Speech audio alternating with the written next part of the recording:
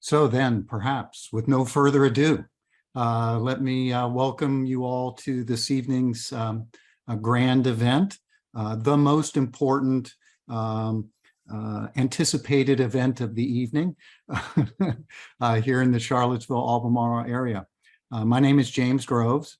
I'm co-chair of the local Cville100 Climate Coalition, and I'm going to serve as, I guess, MC this evening during this overall event. For those of you that may not know, Cville100 is pleased to host or co-host this event. Piedmont Environmental Council has been taking a leading role with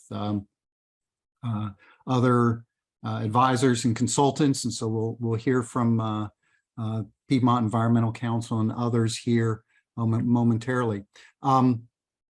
Just briefly, Cville100 is a local climate organization, set of volunteers. Our goal as an organization is really to be an aggregator, to pull together different parties and particularly different organizations in the area that are concerned about climate change and global warming, to facilitate a dialogue amongst those different parties and within the broader community. And while Cville100 itself doesn't come out and say take positions on climate issue X or Y, our goal is to facilitate the discussions that can lead to action. And so, in that vein, this evening, we're pleased to be co-hosting this as a information session that will hopefully raise the bar of knowledge and understanding in the area, and put people in a position to speak up and make a difference and contribute to action. We are going to have a set of presentations here starting in just a moment, and what we'd like to try to do is hold the questions till the end. We've got a good time slot, and our goal or our plan was to have at least 30 minutes of time allotted if there are that many questions at the end. Depending on exactly how many people join, maybe we can do audio back and forth, or we'll do the questions at the end by chat. If you have a question and you want to go ahead and type it in chat so you don't forget it, that's fine, and we'll make sure we get through those. But broadly, if we can hold the questions until the end, let's plan on that. What I'd like to do now is go ahead and move off stage and pass the torch. We're going to have three individuals in the local area giving the presentation and briefing you tonight. We have Kat Imhoff from the Piedmont Environmental Council, Paula Jasinski from Greenfin Studio, who's helped on the report that is the basis really of this discussion tonight. And then we'll hear also from Annette Osso of Resilient Virginia. And so, unless I've forgotten something, I think probably that's where I should stop. And I believe Kat, you and Paula and the others have the rights to share. So you should be able to pop your slides up and get started. Excellent. And I'm very happy that Paula is going to be the driver for my images. So you should all be very happy about that. So yeah, I think I know most of you. I'm Kat Imhoff, the Senior Conservation Fellow for the Piedmont Environmental Council. And I'm pretty sure folks know that PEC is a 9-county regional environmental group. This happens to be our 50th anniversary. And our mission is pretty broad. We do everything from working with landowners on conservation easements, advocating for smart growth and vibrant communities, working to assure that we're going to have sustainable energy resources. We want to also work on improving access to nature for all. And I came back to PEC because I'm really personally concerned about climate change, and I wanted to figure out what I could do on the ground where I live. I've also, sometimes we've talked about in this presentation that climate change maybe isn't the right word, and maybe we can talk about that a little bit at the end. It's almost like climate weirding now, because you can't anticipate if things are going to get super hot, super wet, and as Peter mentioned, things like, made the excellent point about hurricanes and tropical storms. How are we going to even anticipate them? We did get funding from the Batten Foundation. I have to do a shout out to them, and also to Sonia Smith, to work on this report. And we did it in partnership with Albemarle County, Sobis, Resilient Virginia, and Greenfin. We hope that this presentation will give you an overview. Also, we'll introduce you to a number of different communication products. And at the end, I really hope we'll hear from everyone a little bit more about, how should we use this information? What are our goals as a community? So I did say that we did want to hear from you, and Paula is going to put up in the chat box, and we'll take a moment, and actually we'll keep it up. So if you think of more things, you can add them. But we'd love to kind of see what this group of folks on the phone thinks of as sort of the most important climate concerns. What are your personal climate concerns? We will then put them into a word cloud and kind of be able to visualize them at the end of this presentation, just to see kind of, are we in agreement on what the hot buttons are? I mean, some of the things that I care about a lot are species loss, but other people may be interested in urban heat sinks or human health impacts. So whatever it is that you kind of are really, it is in your heart, if you can put that into the word cloud, that would be great. And then what I want to say is, while you're doing that, I'm going to go ahead and show a brief under 4-minute video that gives a nice overview of this project. It's sort of embarrassing to be introducing yourself on a video, but I am part of it, as is Gabe Daly, who is our Climate Protection Program Manager. So Paula, take it away. Can I also encourage people to click on that link I put in the chat and enter in those concerns there, not just in the chat. Just wanted to make that clear. Thank you.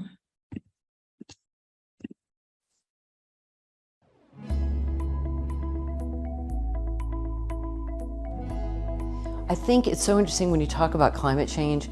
I want to say to people, past is not prologue. Things are changing. They're changing much more rapidly than I think we anticipated. You've heard from folks, we're going to have days that are hotter. We're going to have days where we have a great deal of moisture come down, but unfortunately may come down really hard and heavy. We might have flooding. We may not have groundwater recharge. We're also going to see, as the seasons change, what does that do to our natural environment? What does it do our human environment?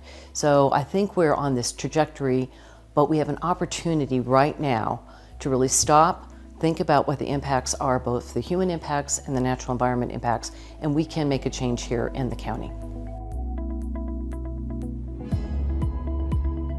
It was a wonderful partnership for Piedmont Environmental Council and Resilient Virginia to be able to step in and partner with the county over this last year to really do the science, gather the information, and now have this opportunity to bring it forward to the community as part of the planning process.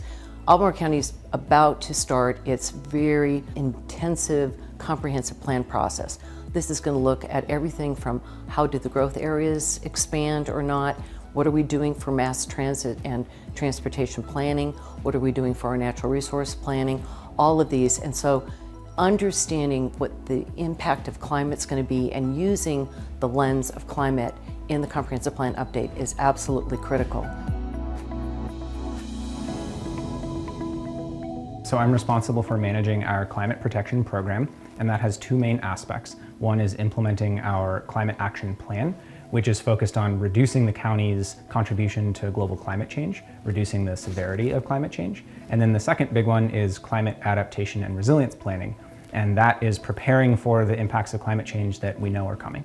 In the county's climate action plan, which focuses on mitigation or reducing the severity of climate change, we also commit to engaging in a climate adaptation and resilience planning process. So again, preparing for the impacts of climate change, some of which are already here. The first step to be able to do a good climate adaptation and resilience plan is to know what our current risks and vulnerabilities are.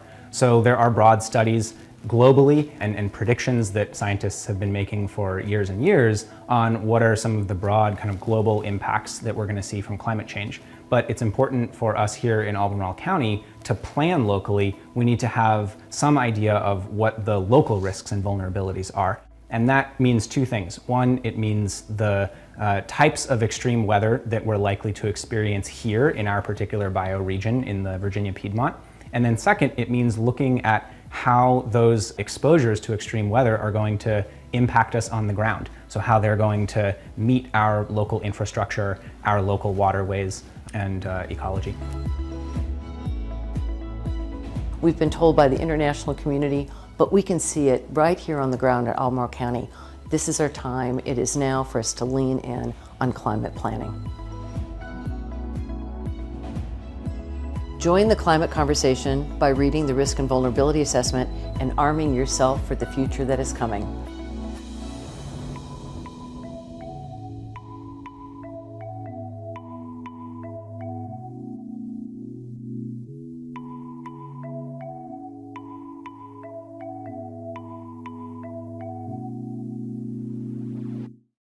So, we hope that this video kind of whets your appetite, and the upcoming slides we're going to run through give you a little bit more background on the larger process, look at the findings from the technical report, and we'll touch on also the videos that are available and suggestions about, other ways that you can be involved. Now, the process did begin with the Board of Supervisors with the Climate Action Plan that was adopted in 2020. And as Gabe indicated, that was really focused on greenhouse gas emission reduction. So now but that paved the way for this climate vulnerability and risk assessment. And through this process, we did hire Sobis and Greenfin. And Greenfin's been particularly valuable to us in terms of taking highly technical information and kind of making it in a much more public friendly fashion, kind of readable. Now with the assessment in hand and this kind of commitment from the county on climate planning, I think we have a really great opportunity because of the comprehensive plan update. So the vulnerability and risk assessment is based on just an amazing amount of the best available science, modeling, and data analysis. And I'm sure there are areas that we did indeed miss. But what I like about it is it's extremely specific to Albemarle County. It is 170 pages long. So if anybody wants to print it out, it's got a bit of a thump factor here. And we looks at everything from extreme heat, drought, wildfire, fire, flooding, pestilence, disease. It sort of sounds like the 4 horsemen of the apocalypse. But it also goes on to kind of look at the impacts that these drivers have, not only on the natural environment and the built environment, but on the people who reside here and on our economy. And we try to assign tangible numbers about what the increases in risk or what the cost of some of these impacts might be. Now, knowing that not everyone is going to read 170 pages, though I think that probably people on this call might, we did also produce this shorter report. This is a 20-page summary. This is both on our website and also on the county's website. And I really invite you to kind of dive into that. And if there are people who would like a copy of this particular report, if you will email me, and Paula, if you could put my email into the link, the chat, I'd be happy to get one to you. So I did print off some of these, and the summary is just very handy to have. So with that, I'm going to hand it back over to Paula to dig into some of what we learned. Great. Thank you. Hi, everybody. So I am Paula Jasinski, and with Greenfin, happy to be here tonight and run through some of the big issues and findings from the report. Again, they're not all of them. The 176-page report has a lot more, but these are the major findings. So the conclusions are, spoiler alert, the climate is changing here, as Kat has alluded to. You can see here, there's an annual temperature graph on the top.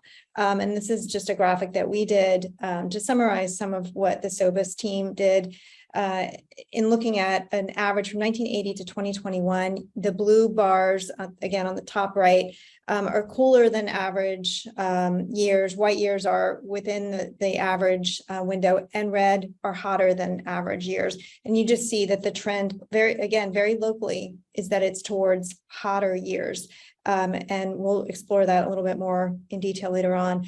And then you see a different trend actually with precipitation, and that's the bottom graph. Red is less than average precipitation, and blue is well above average. And what we see in that is a lot of variability and fluctuation, and that's what's playing out on the ground here. So to run through again, repeating a term, the climate weirding instead of climate change is certainly more appropriate. What we're seeing is that traditional seasons, even locally, are changing, that it's no longer dependable on the last frost will be on this date.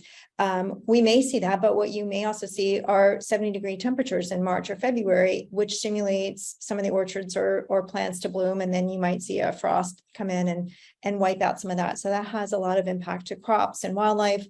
Same thing with the hottest month. There are a lot of superlatives we'll see, unfortunately, as climate change goes along, and those impacts to both people and wildlife.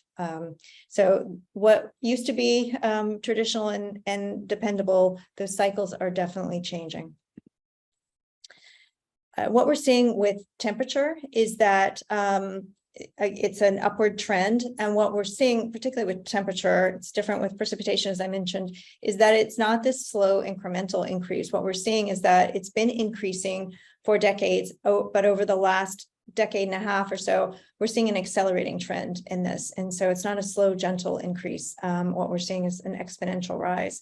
Under a high emission scenario in the Sobis report, Albemarle is expected to increase by over 8 degrees for the next century. And just keeping in mind that IPCC and the world's leading scientists caution us to keep things under 2.7. So just to put some parameters around that. We were able to go out and meet with several community members who are dealing with climate and climate impacts on a daily basis, including Dr. Mathieu from UVA Health. I would encourage all of you to go to that pecvirginia.org/climate page to see all of the videos, to explore all the different parameters there, including this one. There's a lot of vulnerability within the county for those who work outside, for those who don't have air conditioning, which are many in the county. Elderly and children are particularly vulnerable. And one of the key themes in the report, as well as in some of these videos, are the hot nights. And we're seeing that it's really an international trend. It's happening all over the place, but we're certainly seeing it here. Over the last 30 years, we saw no minimums above 80 degrees, meaning that the nightly temperatures were sort of cool. That is not projected to be the future. We're supposed to see many more hot nights. Trees are the answer to not everything, but they certainly add a lot of advantages for climate change and others. We borrowed this picture from the Vanieres family, who took a picture of the same area within the county that shows the difference in temperature on a playground. That on the left is one that has trees and one on the right that has no trees really. And the difference is pretty astounding. It's almost a 20-degree temperature difference, which really makes the difference between, and you can imagine this in a house as well, or a sidewalk or a business, between really sort of unbearable conditions on a hot day versus one where you can get outside and still enjoy what there is to offer. And trees make a huge difference in those temperatures. So this is a graphic that we just came up with to sort of summarize some of those temperature impacts. Again, it's in the summary report that Kat held up. If anybody's having trouble seeing the screen here or wants to dive into it, what we're seeing is that these increases in temperature and the changes in seasonality mean that we're going to see many more days, up to a month or so, of pest activity. So more ticks, more mosquito activity. 5 to 7 times more heat advisories than we're having right now by 2050. Certainly increasing costs to homeowners who are trying to cool their houses if they have air conditioning. In terms of ecosystem impacts, there's certainly a lot of those disrupting those natural cycles. And there's one case study about birds that relying on some of those insects coming in for food. They're actually shifting their cycles about a month earlier. And so there can be a mismatch between when their food comes in and when they're actually need that energy.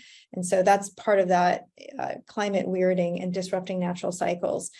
We know Albemarle has a lot of orchards, certainly lots of vineyards, and some of those vineyards have already made some adaptation changes to grow grapes that are going to survive in this county under changing conditions, but not all have. And so some are more heat tolerant and available to grow in those fluctuating precipitation patterns than others. So moving to precipitation, again, it's expected to increase overall, but not in a very regular pattern. And so this graph seems to show the same thing, a nice gentle one. And those are averages. What we're going to see is it's going to be delivered in lots of different quantities. You're going to go through periods of drought as well as these more frequent rainstorms. And as I put in the chat a while ago, the Washington Post said we've had 5 1,000-year rain events in the last month, I think it is. So it's a cycle that's being shown around the country right now. Changing precipitation also has its impacts on our infrastructure and economy, and how we manage water in the county. We were able to interview Liz Palmer, who's an expert in water management and planning within Albemarle. And she talked about getting very close to day zero in the early 2000s in Albemarle. There is a plan right now for increased water management. And this data just shows us that we're going to have to be even more cognizant and focus on that issue to ensure that there is enough drinking water for our community, because we can't count on traditional rainfall patterns.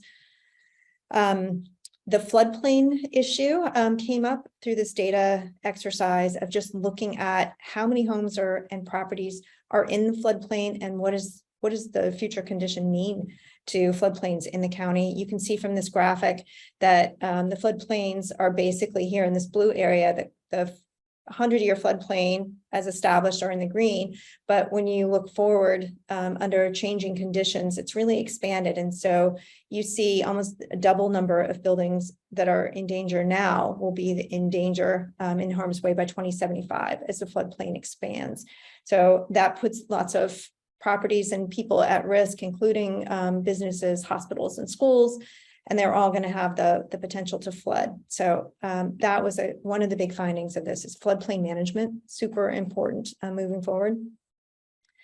Drought is a key issue of this moving forward. So again, even though we're going to see increased rainfall events, you're going to see, according to the data, more periods of drought, which makes trees more vulnerable to pestilence, but also wildfire. And even though the wildfire risk in Albemarle is maybe relatively low compared to some western parts of the country, they're still fairly high in terms of doubling in the future. So significant wildfire events will increase in probability 2 to 2.5 times by 2050. So it is of a concern here. And again, just to summarize some of the precipitation findings, over 6 times increased probability of drought conditions by 2050. We talked about the number of businesses that are in the floodplain by 2075 and vulnerable, 2 times increase in the agricultural losses due to climate change events. Algal blooms is something that we didn't really dig into here, but that's another concern, particularly for recreation and animals. So because of temperature and rainfall, those are 3 to 6 times more likely by 2050. And I think, Kat, do you? I don't remember. Yep. So again, we've really just done the grass tops, not gotten to the deep roots about all this information.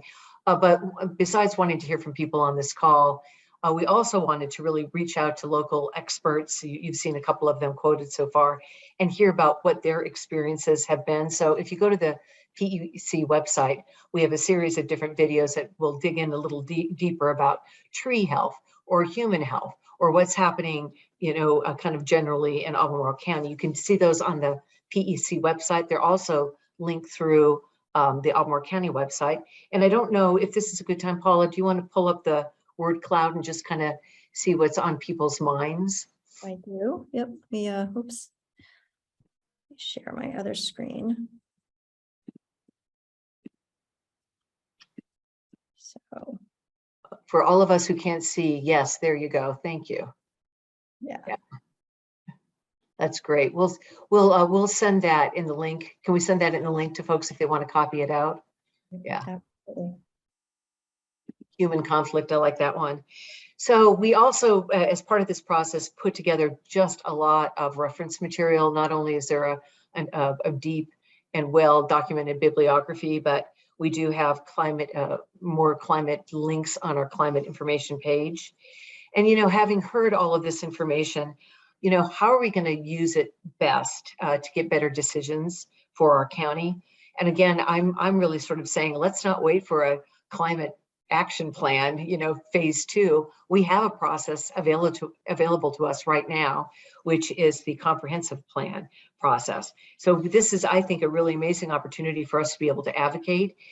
So before I turn it over to Annette, who's going to be next and is going to talk about maybe some examples that Albemarle can think about from other communities, just a couple of questions that have been on my mind.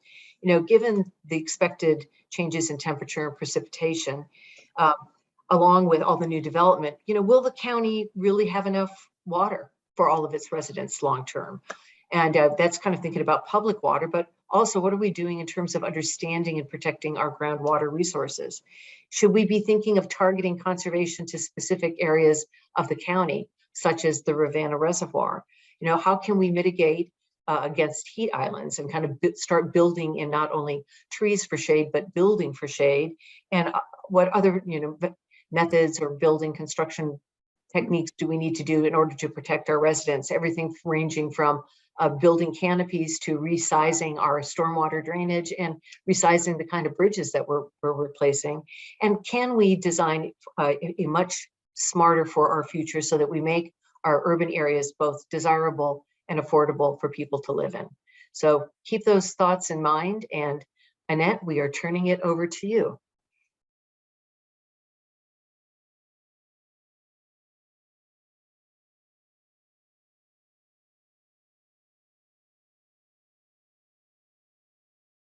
All right, there we go. Are we good? You can hear me now. Thanks. I'm Annette Osso, Managing Director for Resilient Virginia. We're a statewide nonprofit. We tend to focus on the central and western part of the state. Our mission is to accelerate resiliency planning in communities around the Commonwealth. We do that through an educational approach of workshops, the Resiliency Academy, direct work with communities, and now embarking on an environmental justice project in Lynchburg. So I was going to take on the idea of bringing forth some examples from other places of climate planning through comprehensive plans. So let's go forward here. And what you'll see is a process for resiliency planning that's through NOAA's website, and they have a whole, there's their address here. They have a very extensive toolkit for resiliency planning. Essentially says, look at the hazards, assess vulnerability and risk, investigate options, prioritize and make plans, and go forward with actions. And that's a typical process for planning, doing resiliency planning. Another approach was looked at by a group called the Model Forest Policy Program, and there's their websites at the bottom there. They did an extensive survey actually of rural America across the US, looking at what were their concerns and how might they choose to address hazards brought on by climate impact. So they came out with a process that looked again at hazards, assessed vulnerabilities, but and prioritized actions, but went right through to putting these priorities into comprehensive plans. So that is an option. This process has been utilized working with MFPP in various communities around the country. So we're going to look at a few localities. This is Blacksburg, Virginia, as we know, a small college town, about 45,000 folks without the students. They had worked on a climate action plan for numbers of years. And like Albemarle County, Charlottesville, Richmond, and others have taken the pledge to become carbon neutral by mid-century. So that has been put in place. But their mayor actually was responsible for moving them forward on adaptation planning. She went to a national conference of mayors, came back very enthusiastic about the need to go forward on climate adaptation and resiliency planning. So Carol Davis, the sustainability person there, did that, started that process. She leaned heavily on the Virginia Tech scientists and urban planning people, professors and students, forming an advisory, a technical advisory team. They pulled together their data and modeling, came up with strategies, and issued their initial report.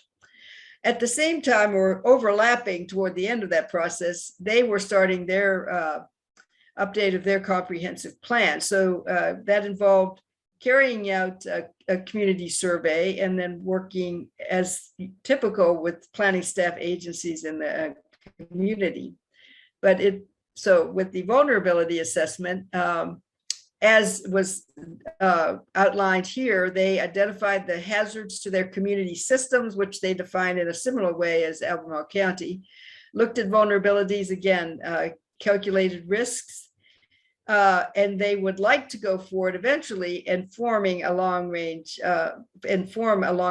resiliency plan. But because they had the opportunity to work within the context of the comprehensive plan update, they took that opportunity. For them, their statement is sustainability is integrated throughout the plan. This is seen in their vision, which is a community that is stable and resilient over time because it works with the adaptive and regenerative capacity of natural resource base. So I think it's very important that they're really focusing on adaptation and regenerative capacity of their ecosystem. Their vision includes this, they have now used this opportunity to include climate mitigation and adaptation language, both in their own section of the plan and really throughout the plan is language that is in the different sections that are more typical: land use policy, land use, transportation policy, economic development, housing, and looking at regional food systems. There are a few unusual ones that here,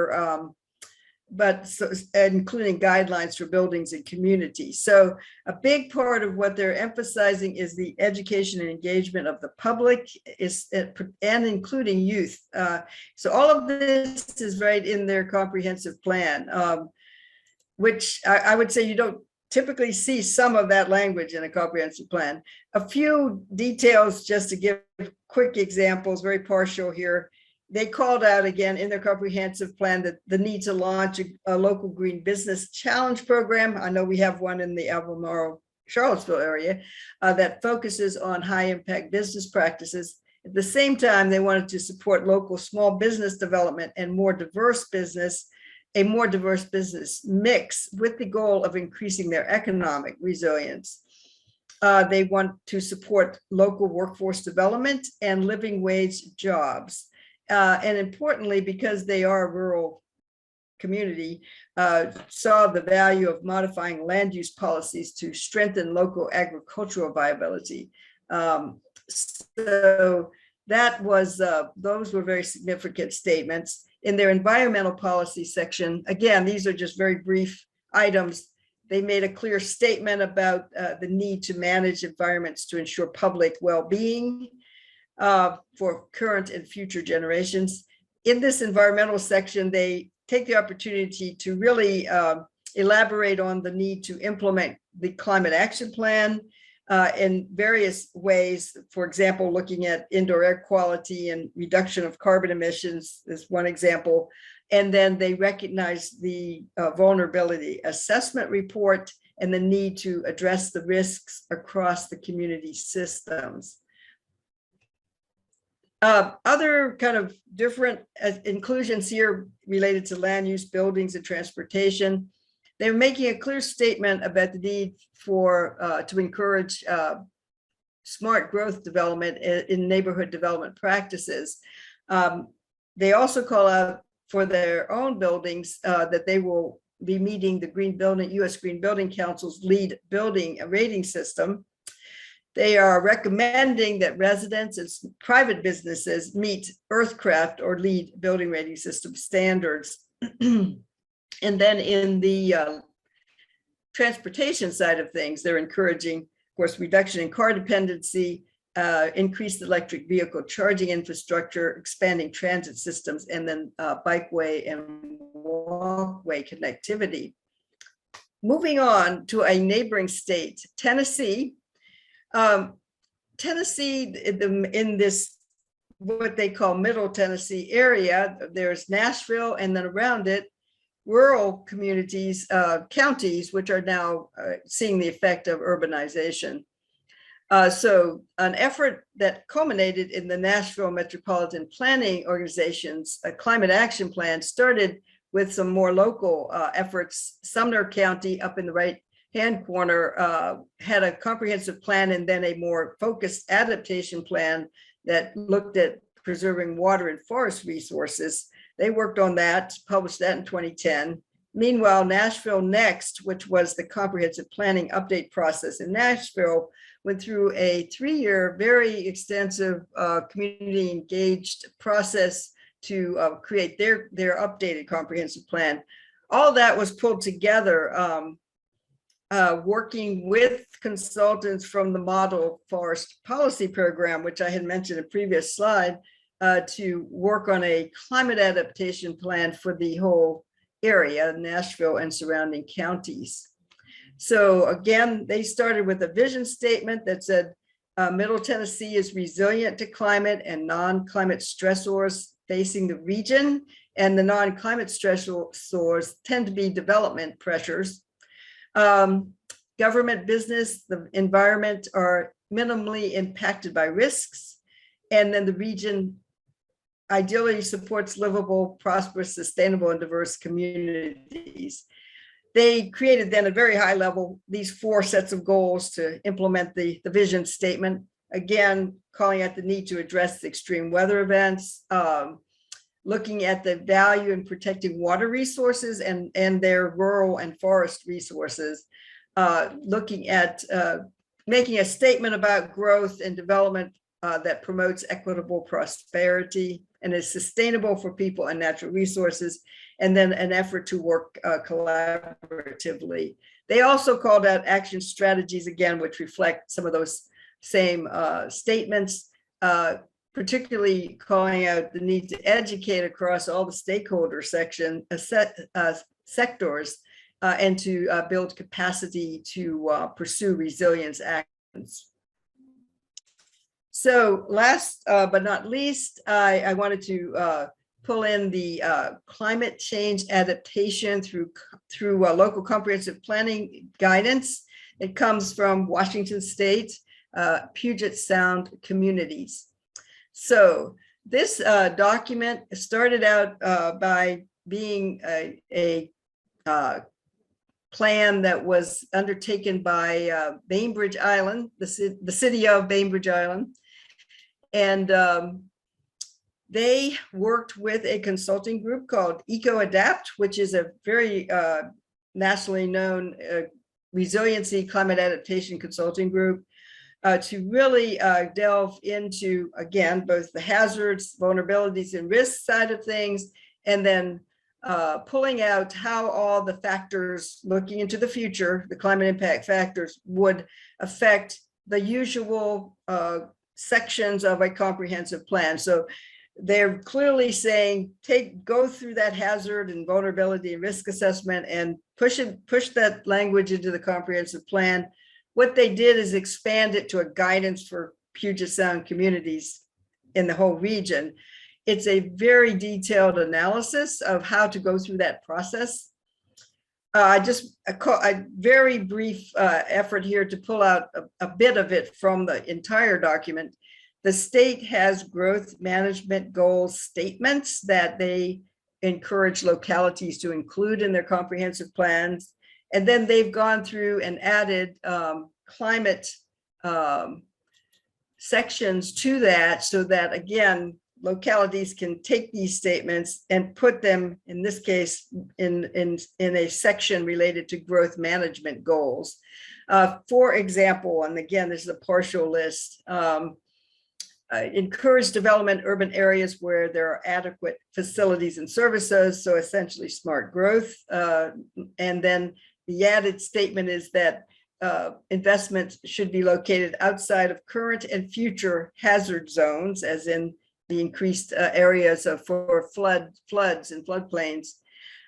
If there is allowed conversion of undeveloped land, communities should maintain habitat connectivity, but also as looked at under current and future conditions. So you'll see this language in a lot of places in their document of current and future conditions. They do look at resource-based industry, so timber, agriculture, and forestry, and again, citing the need to enhance them in both productivity and conservation under future climate scenarios. Lastly, the only other example I pulled out from this extensive document is looking at growth in terms of bringing a new businesses or industry coming into an area.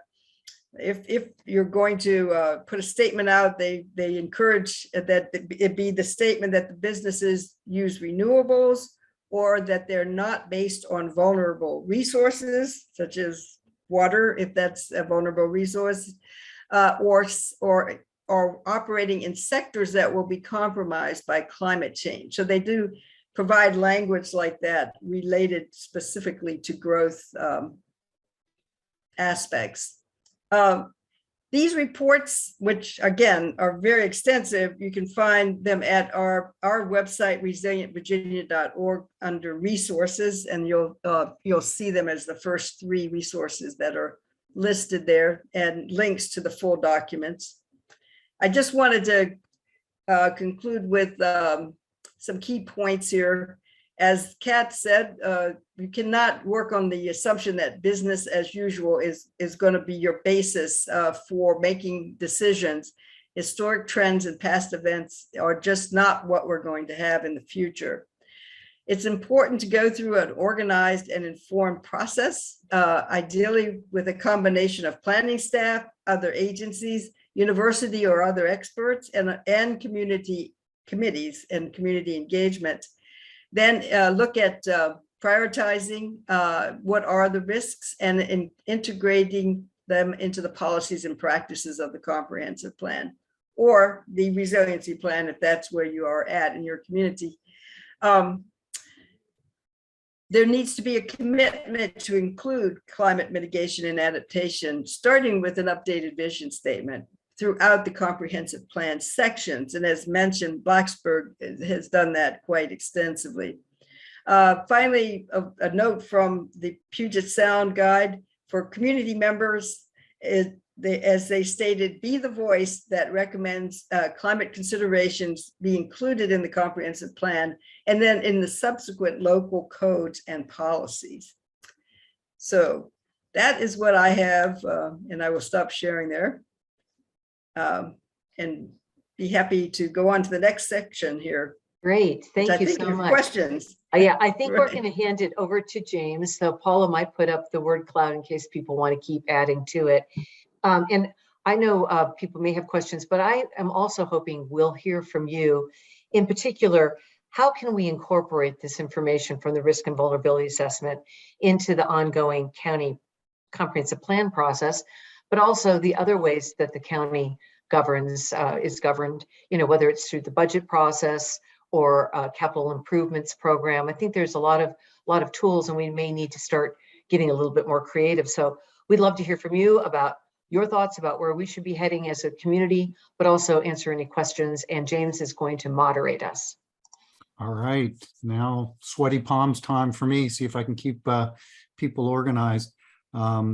Thanks for the very informative, interesting presentations. I know I have a couple questions, but I'm not going to jump to the front of the line. We had talked about trying to use chat to have people type in messages, and I'm happy to do that, although we're not overwhelming in number of participants this evening. So we might be able to have a organized herding of cats here on the line this evening. And so what you may see, let's try this. At the bottom of the screen here in Zoom, there is a button, or should be a button that says reactions. And one of the things, if you click on the reactions button down there, is you can raise your hand. And if we do that, as I see Gwen has already done, your name should come up with your hand raised and should be in order, and I can call on people. So let's try that first of all. If you have a question, let's get the conversation started by trying to click on reactions, raise hands, and let's see where things go. So Gwen, you've figured it out. Let me see what your question is for starters. I have a couple. First of all, thank you all so much for this awesome presentation. I have several questions, and I'll just go kind of through them quickly. The first one is, where are all of the stats coming from? What type of statistical analysis is being utilized? and just where are these numbers coming from is my first question. Second part is I'm actually on the committee for the growth plan for the AC 44, and I asked for the growth or the comprehensive plans for Blacksburg and Williamsburg as a comparative analysis. I'm curious, Annette, in how you chose the 3 locales that you did. Why did you choose them? And also, if anybody has any suggestions as to how we can make the AC 44 plan more equitable, more inclusive, more climate-based jargon throughout, please let me know, either personally, and I'd love to take you out to lunch, whoever is willing to sit with me and just sort of hold my hand as we wind down the last two sessions.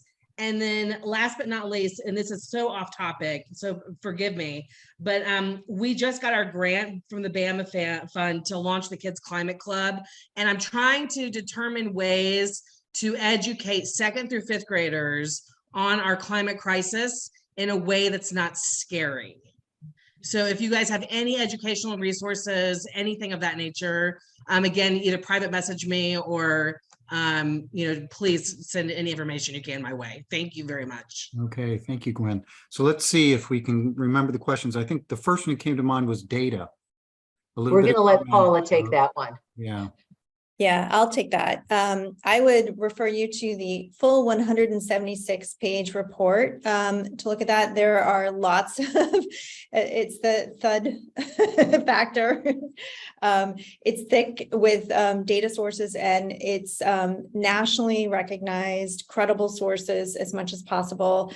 There are local sources. There's Monticello. There was a monitoring station that was collecting data about hot nights, for example. NOAA data is in there.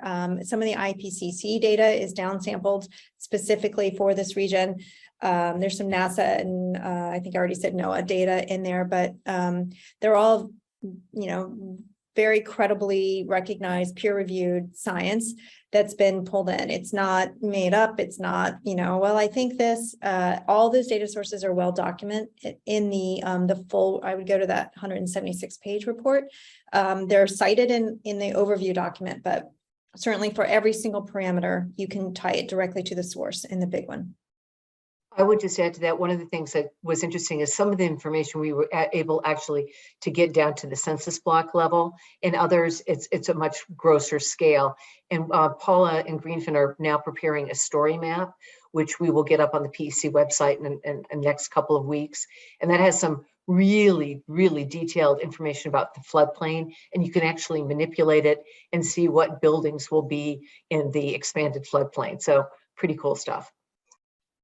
All right, great. I think the second question was something pointed to Annette there about picking off those particular locations to highlight this evening. Right. And Gwen, again, they were referring you to Blacksburg, and you said another community. What was the other one? I asked for them to provide us with both Blacksburg and Williamsburg, just because it's comparable in terms of being a historical tourism. Oh, okay. Yeah, well, Blacksburg, we've been familiar with the work there for many years. Carol Davis, and before her, another sustainability director there, was early on. They were kind of early adopters of moving toward climate adaptation, climate action plan, in other words, carbon emission planning.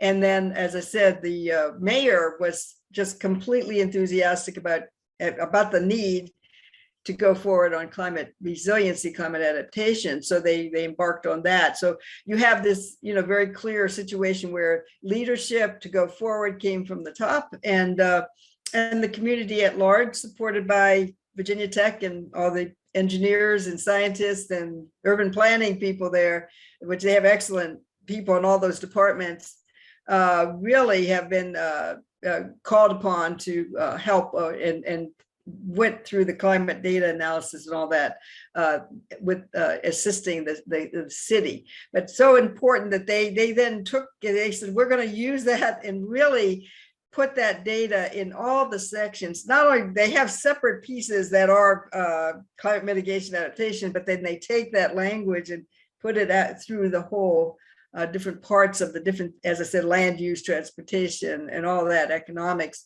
So it's really, now they are a small, community, about 45,000, and it's really kind of gets down into the weeds, so to speak, that maybe other comprehensive plans don't, maybe because they're larger communities, I don't know, but that they are saying right there, the comprehensive plan, that they are going to commit to the green building standards, that the community, the private development should commit to that kind of thing. They're calling that kind of thing out.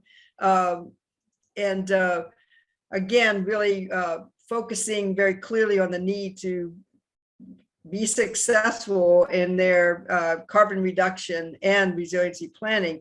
They're spelling it out in quite a lot of detail. I mean, have you read the Blacksburg comprehensive plan?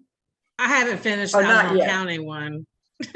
Okay, right. One of the- You can see it on our website there, but So one of the things I was going to add to Annette's comments is we did another document that you can find on the PEC website. It's a briefing document for Albemarle County. We actually wrote it for our local board. So it is actually hard to find rural examples of groups that are doing climate. Yeah, I think when Albemarle pulls this off, which we will be one of the leaders in the nation, which is awesome. But some other, you can look at information for example, from Summit County, Colorado, which is there. And I also, even though it's a town, Missoula, Montana had some really interesting work that they had done. So that's another resource. A lot of climate work has been focused on the coasts, and you don't see counties like Albemarle showing up. right. Well, and that's where I thought just a minute on Nashville, or in the Nashville area, when I was looking around for what, again, groups like the Model Forest Policy Program is doing with communities. That's one of the areas they focused on. It is an inland state. It is a conservative state, just to say. But they saw the need to, in the Sumner County, they were very concerned about water and forest resources, preserving those, and they went through a process themselves with Model Forest Policy Program. And then Nashville, surprisingly, I guess, in my mind, said we need to deal with growth, and we need to deal with climate. So they, did decide, even in a state that is conservative, that those things were important, and they went through that process again with some guidance. I just want to say that was an important element, that they had some kind of process guidance there to help get the community through all this. So that was important piece of that. But that they were able to make a regional statement that said we're going to adopt resiliency as a vision, and call that out, I think is very important. The third one, Puget Sound, is kind of in a state that has very much embraced working on climate change issues, and as I said, it's an entire very thorough guidance on how to take your risk assessment and put it through a very structured analysis of increased precipitation. What does that mean for land use planning? What does that mean for transportation? What does that mean for buildings? What does that mean for your economy? So they worked with a consultant group that took the community and the committees through that process of taking the data and really getting deep into the aspect of what does that mean in all these different ways, and then how does that translate into language that goes into your comprehensive plan. So it helps to have it be done in, I think, a structured way, so that you're thoughtfully, going through the process, and then bringing in additional expert advice on the technical side, on the climate impact side. And I think Peter Gates was saying there's some things that seem to be missing, or we could have more information on this vulnerability risk assessment than we currently do, which is true. So if you could take it apart, the comprehensive plan, and go through it in a very organized way with some climate expert assistance, that would be a way to get to an endpoint that would be much more in-depth potentially. I want to thank you. Good overview. Want to get to Gwen's. Well, she had a couple questions. I see Paula's been given some text chat answers there, but the equity question was kind of the third one there. Don't know if anyone wants to jump in with ways to help ensure that you know, the plans are advanced and the proposals made really help and support, protect everyone across the community. Anybody want to jump in on that? Well, one of the in Madison, Wisconsin, actually put equity kind of at the heart of their climate planning, and also recognizing First Nation rights as part of how do you address moving, you know, going forward with development and protecting resources. So I think that might be it. You know, this report is did a really nice job, I think, of pointing out that low-income communities suffer the most from climate impact, whether we're talking about areas that flood or areas that have high heat or exposure, you know, not having the ability to have access to air conditioning. So there's quite a lot of information in the full technical report that would be worth looking at. Do we have all the solutions? Yeah, no, this is more we're presenting you with all the problems and this risk and vulnerabilities. Right. Let's keep Right, and going. just to say that's the first step in getting to the next phase, which is ideally working with various groups of the community that can be represented to discuss and put on the table their concerns, so that it does have to be this kind of listening and two-way process that needs to occur to make sure that concerns of low income or minority populations or Native American populations are being addressed in the plan. But it takes, again, an additional effort besides what might be usually done through a comprehensive plan update process. Okay, let's keep going to some other questions. Bob McAdams, you've been very patient. What's your question this evening? One, I'm really concerned about mitigation and the incorporating that as strongly as resilience and responding to anticipated worst cases. There are two areas, particularly in regard to mitigation. On the one hand, we're blessed here that we live in a temperate climate in a verdant region where we grow things.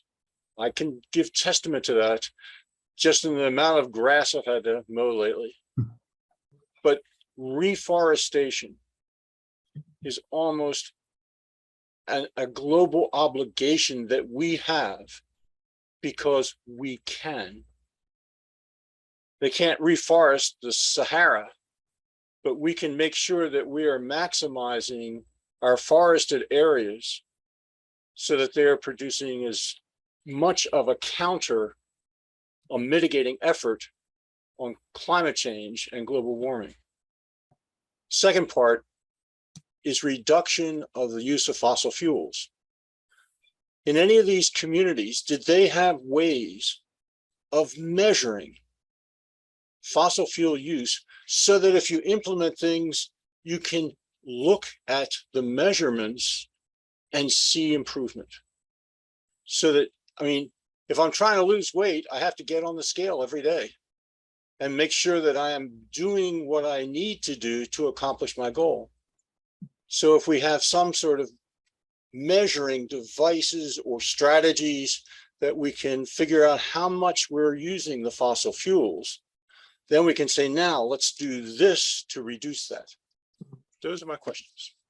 Well, we might have Gabe answer a little bit if he's still on, because the climate action plan really focuses more on mitigation and measuring greenhouse gas emissions. But I know at PEC, where we're starting to look is how do we keep growth compact, because compact growth does use less fossil fuels versus sprawl. How do we really gain enough traction with mass transit and alternate forms like pedestrian and bike access? And then you go into building materials and all of these things. There are other communities that are trying to measure what they're doing on their greenhouse gas emissions. With regards to the trees, I just want to say, probably, Bob, that's the thing I worry about the most, is because we so identify Albemarle County with this beautiful, verdant, forested landscape, and yet we're already seeing, you know, the white oak is really in trouble, the ash is really in trouble. And when we look at how quickly species can change, trees, they can move about 3 miles a year. That's what it kind of takes for seeds to, you know, move upslope or up north. And our zones are changing much more quickly than that. So I do think being really conscious in Albemarle County of what's happening to our forest health is going to be very important, both for mitigation and adaptation. Yeah, I don't know. I did see Gabe is on the line, and I know he had his hand raised a moment ago and put it down. Joni's going to be there in a moment, but Gabe had his hand up a moment ago. Gabe, did you want to jump in on any of this? Sure. Thanks. Yeah, and thanks to Kat and Paula and Annette for the really wonderful presentations. I'll probably follow up for a couple of slides from you. So there were a couple of points. I'll be brief. I don't want to add a bunch more kind of information to the conversation, but I wanted to touch on a couple of the previous questions. One, just kind of the reason I put my hand up a minute ago was to say something to the question around equity in the comprehensive plan. So you know, obviously I'm the climate program manager, not directly in charge of integrating equity in the county, but I've been collaborating quite closely with folks in the Office of Equity and Inclusion to create a kind of climate plus equity lens that was requested by the planners who are responsible for preparing the comprehensive plan update. So a lens that can help them really make sure to be looking at the new kinds of policy options that will go into the comp plan update with climate action, both mitigation and resilience, and then equity very closely in mind. So that's been good work that we've been up to, and hope to have something to share with those staff in the next week or two. I was in a meeting about it today. So that's definitely something that is on staff's mind, not just mine and the folks in the equity office, but the planners themselves. And then, yeah, for the mitigation piece, I think we had a webinar that was joint with the city and UVA earlier this year, where there was a medical doctor on who made the really important point. The first and best resilience strategy that we can take is to reduce greenhouse gas emissions, to do mitigation. So that's certainly something that we're continuing to work towards with implementing the county's climate action plan. And then there's anticipating the changes that are unavoidable that Paula, Kat, and Annette have talked about. And then the last thing, just with data, Robert, really good point and question there. We're actually just finishing up collecting some of the key data for doing our 2020 greenhouse gas inventory. So I think I've probably said to many of the folks on this call before, the climate action plan that the board adopted calls for doing a new inventory update every 2 years so that we can be monitoring, evaluating our progress. And then there's a 2-year lag with each of those updates because of when some of the numbers that we use from the EPA come out to help us do the calculations. So we hope to be able to publish in the next few months our 2020 greenhouse gas emission inventory to help with that tracking of progress. Within that, there are some areas where we have to make inferences at the local level with larger aggregate data from the state or federal government, but there's also kind of particular data that we have that can help us look at, are we achieving our goals in terms of the mitigation actions? Great, thank you. Joni, you've been patient. You're next up. So what I wanted to say was, I've got an echo.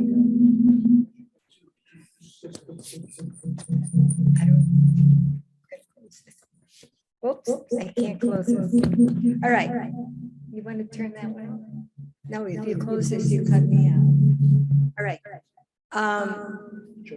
The Green Grannies have partnered with Wild Rock in working with children. And we have created an amazing program which was fun. educational, and it was really good. And Gwen, I would love to send you, we have a video of it. And it was educating and getting their involvement in trying to problem solve what the children could do in our community. So, and I put this out not only to Gwen, but to anyone who's looking to want to instill a fun but important message that's not scary, that's innovative by the children, to begin to think about and to take home to their parents, their families. So Gwen, I would love to share the video with you if you're interested, and we'd love to partner with anyone, whether they're adults or children, but it was really fun with the children. Great, good, hopefully good connection there. Yeah. Additional questions? At the moment, I don't see any other hands up. Happy we've got time for some additional questions. A couple hands came up. Peter, let's go to you next.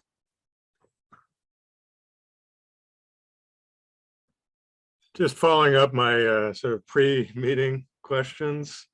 So there's a article that I turned to after reading a blog post in Yale Climate Connections, which is actually a very good site if people are interested in following climate news.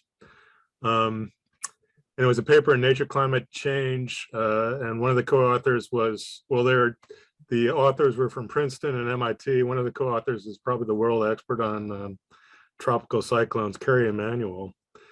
And the key, two key facts that were in that paper that I think pertain to potentially to Albemarle County and the need for disaster planning. The authors project a 30 to 195-fold increase in storm surge in the northeastern US and a 7 to 36-fold increase in the southern US. And the storm surge would be a product of sea level rise, rainfall amounts increases, and storm intensity increases. And one of the comments in the paper was that there was one region where the linkage between, or the dependence between rainfall and storm surge was not as strong, and that was Chesapeake Bay. And the reason for that is that the storms are projected, more storms are projected to come in north of the mouth of Chesapeake Bay, so that the wind direction wouldn't create the surge that you would expect, but the rainfall would exist. So the magnitude of those projected increases, and particularly the rainfall, I think are something that could easily affect Albemarle County. And one of the questions I had about, I think this is a tremendous report. I've read, I think, about 2/3 of the technical report, and it's excellent. But I did notice that there's a gap in the data for flood projections, I think, in the high emission scenario. And there's nothing about projected increases in catastrophic storms, which could affect the area. And so I just was wondering, I think Annette partially answered my question earlier, but could Paula or Kat expand on maybe Annette's answer? I'm happy to give it a quick go. I used to work for NOAA, but I was a fisheries expert, not atmospheric modeler. So my understanding, and I'm happy to go back and look, is that the data on that modeling was still a little fuzzy in terms of what was going to happen here. I think you're absolutely right. I think we should plan for higher or more severe storms and storm flooding. One of the things that we are looking at in the report and in some of the next steps with CAT and PEC is also the impact of the coastal flooding, which has been projected and pretty well modeled in sea level rise, and that insurance companies aren't providing those policies anymore. And so you're going to see this inland migration. And so in addition to increased flooding here, you may also see this inland migration of people. And so this influx of new residents trying to live in the county. And so there might be growth compounding with those storm impacts at the same time. Okay. Gwen, I know your hand was up first. I wanted, if I could, to go to Anne first, since she hasn't had a chance, and presuming time is left, we'll swing back around. So let's go to Anne Malik next, hand raised. Thank you. Just to have everyone keep in mind that, yes, we're not on the coast and we have a pretty substantial elevation here compared to many places, but it's not always the flood that comes up. Because in Hurricane Camille, it was the mountain that came down. And that amount of rain could not be sustained in the soil. And those people were hundreds of feet above the floodplain and their house just left. So we need to also be careful about where we're putting all these new houses, because a lot of the easy land has been used. And so we need to be careful about how far we push the edges, because they cannot be sustained in these kinds of events. Thanks. Okay. Any reactions to the comment there? I think it's a very fair comment from I would Anne. just say, yeah, and Anne probably knows this, Supervisor Malik knows this, that we do have areas that are high risk for debris flow, and they are steep slopes, especially along the Shenandoah Park, but also Ragged Mountains and other areas. So yeah, that is a real concern, especially if we were to have what they had in Kentucky. We would have a very similar situation. At least we've not done mountaintop removal through coal mining. That's really good for us. Yeah, just a quick comment for me is, trying to plan, motivate, thinking about these low probability, relatively low probability, but high impact events.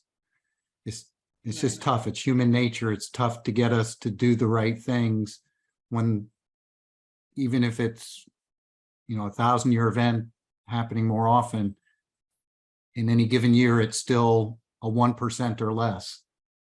It's tough for us just to deal with that.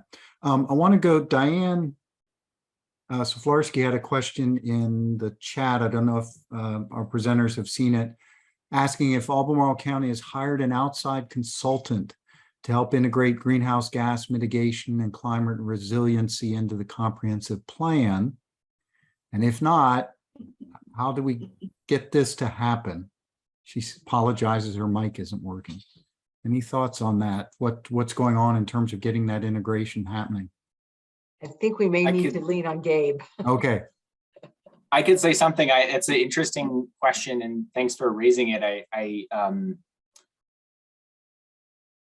So at this point, we've had quite a bit of collaboration among staff, and I'm not aware of an outside consultant that like the folks principally responsible for doing the comp plan update have hired, but they've been in communication a lot with me.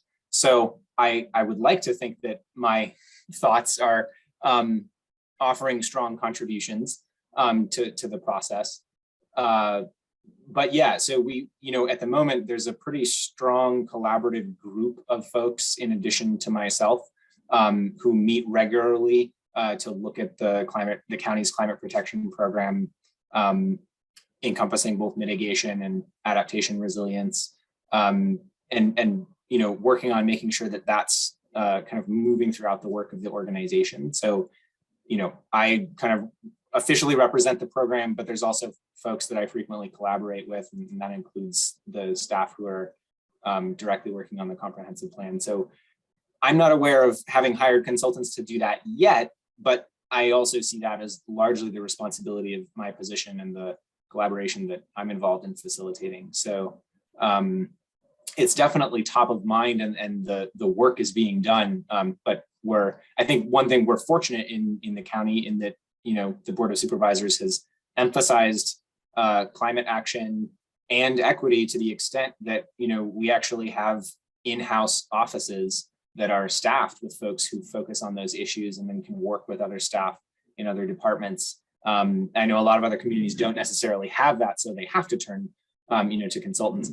That said, we're also, in different ways have worked with consultants. Of course, the partnership with PEC, Resilient Virginia, Greenfin, and Sobis was incredibly important for producing the vulnerability assessment that we have. We've applied to a grant. This is a little bit separate from the comp plan update, but we did apply to a grant from DCR at the state level for a component of climate resilience planning, which is the flood resilience piece. This is through the Community Flood Preparedness Fund. We're hoping to find out a positive response at the end of September. And that we built in some money to bring on some consultants to help us with aspects of that work. So definitely there will be space for bringing in consultants to the process, but thus far we've had pretty good collaboration kind of in-house among county staff. Okay. Hope that answers the question. Sure. And I'm not forgetting about Gwen, but since Annette is one of our presenters, I didn't know, Annette, if you wanted to jump back in with a comment here.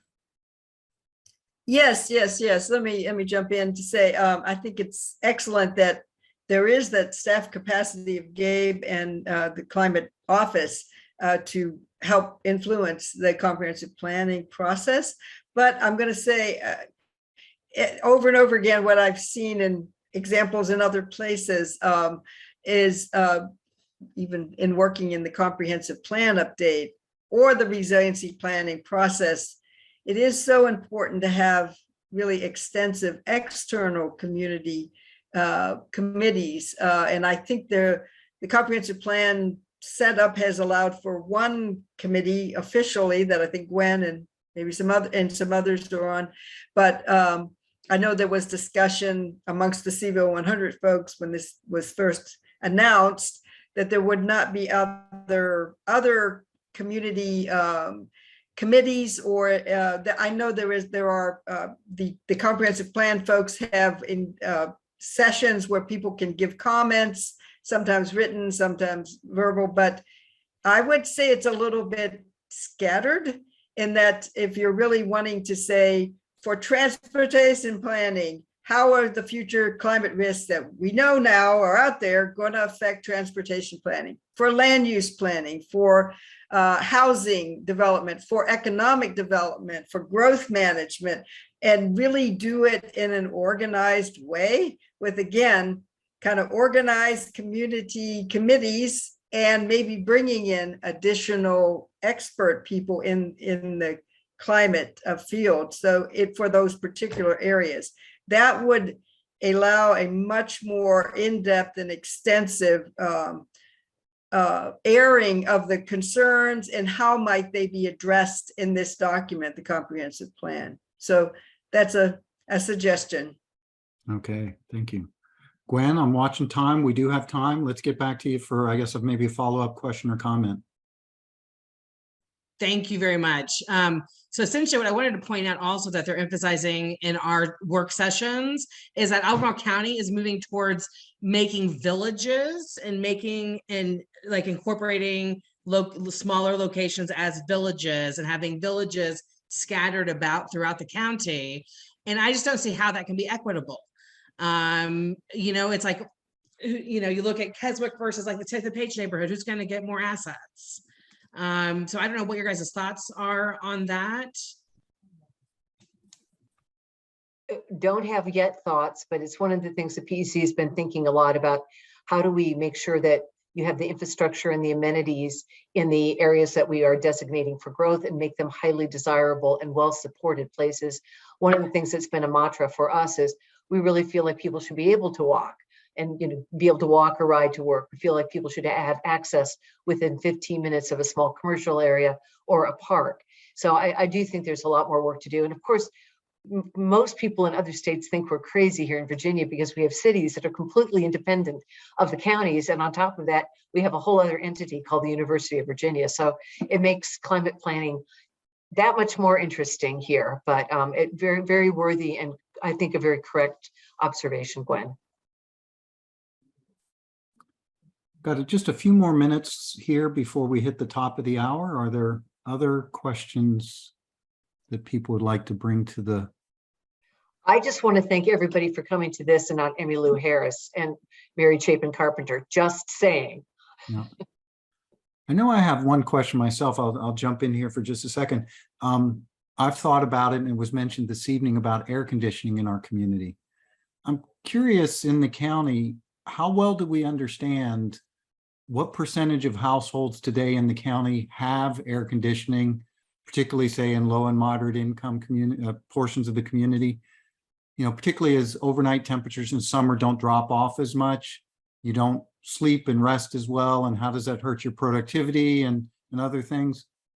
Are there any statistics in our community, Albemarle County, about how many have air conditioning? I think it's in the report. Yeah, yes, Okay. there are in the longer report. Yeah, we Okay, actually were able to track that through building permits. So Okay. there's very detailed information. And All right, I'll what go was, back and scan well, that. yeah, the shock to me was I sort of anticipated that the places that didn't have air conditioning would be more closely related to the growth area, but that is not true. There are real pockets out on kind of on the eastern part of the county and up in the northwest corner. It is, you know, don't make assumptions about where people are kind of stuck without having full infrastructure support. It's pretty scattered.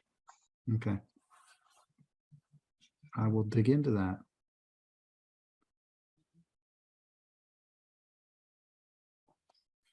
Other questions or comments? James, I would like to add one more resource that I can point to. We'll have to send a link to it. But to Bob McAdams' comment about mitigation, of course, the two big things are in Albemarle: transportation emissions and building emissions, emissions from buildings. Anyway, I've been hunting around for what county, is there a county in Virginia that has gotten down to really the numbers, how to get from here to net zero carbon emissions. And the answer is Arlington County. So it took them, I'm going to say, about 10 years to go through a long-term comprehensive planning on energy, et cetera, but they now have an official roadmap to get to net zero. It was done by a consultant, a big consulting firm, ICF, which you all probably are familiar with. And I can point people to that document, but it is very extensive in, again, looking at, again, as everywhere, the county can only control its own buildings. And then there has to be, and transportation, and then there has to be some kind of programs, incentives, rebates, et cetera. How do you get the residential and the private sector moving forward? So they've made an attempt to put in place a roadmap for that process. So I just want to say, we can send that link to folks. Yeah. We're getting close to the top of the hour, but we got just another 2-3 minutes. Anne. I will just add on that Arlington County achieved those numbers by buying forest credits and bulldozing down hundreds of acres of forest in Clark County. And the people in Clark County are really, really upset because they're losing their productive land forever. So this is a situation where we have to go beyond just what the numbers look like and look at the whole picture and what the details are behind them. I don't mean to jump on you. I'm just saying I was horrified last weekend to learn that this is what was happening. So at a county meeting. Thank you. All right. My sense is actually getting to true zero is, well, we're not quite ready to tackle all of that today. It's going to take years of dedicated effort by lots of individuals. Okay, we're just about at the top of the hour. And so maybe what we should do is, I just wonder, are there any final comments from our presenters? Kat, Paula, Annette, quick final thoughts or pointers or encouragement that you want to give those that are on the line before we sign off? I was just going to say, a couple of people have emailed me and asked for this 20-page summary. I'm happy to send it. Just email me your mailing address if you don't mind, and I'll get that out to you. Okay, great. Anything else? Final comment from Paula or Annette? I just wanted to say I was reaching out to Peter to try and get a link to the hurricane data. So I'm happy to, if you can send that to me, I'd be happy to look at that more. Okay, And Annette, any last closing thoughts this evening? I think it's always important to look kind of beyond your immediate surroundings, to look at what other communities are doing and to see what is possible, as has been done in really other counties, other cities, other states around the US. So we have the potential to be leaders in our area here, Albemarle County, if we can go forward with this in an organized way, I would say. Thank you. Thank you for the opportunity. Well, let me close things out then by kind of giving the round of applause and thank you for Kat and Paula and Annette putting the slides together, doing all the hard work to organize this, give us lots of good food for thought and pointers, and appreciate everyone who came on the line this evening. So I think with that, I don't know if it's meeting adjourned or closed. Thanks for being here. Thank you all. Really appreciate it. Much as Mel and Malik said, much to do. Look forward to having our paths cross again soon. Right. Take care. All Bye, right, y'all. take care. Good night, everybody. Thank you.